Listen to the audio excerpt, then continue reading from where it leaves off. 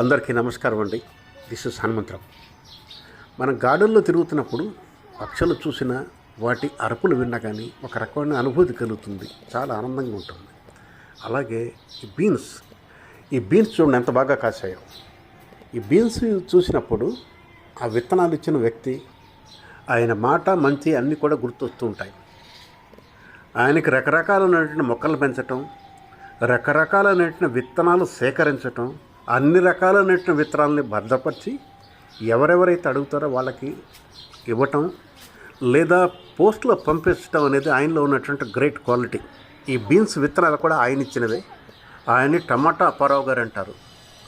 అనేక రకాలైనటువంటి వెరైటీ టమాటాలు పెంచటం, విత్తనాలు పంచటంతో ఆయనకి టమాటా అప్పారావు గారు పేరు పడిపోయింది. ఆయన అమీర్పేటలో ఉంటారు. ఈ బీన్స్ కాసిన సందర్భంలో అప్పారావు గారికి మరొకసారి ధన్యవాదాలు తెలుపుకుంటున్నాను. Thank you. నమస్తే అప్పారావు గారు. జై హింద్.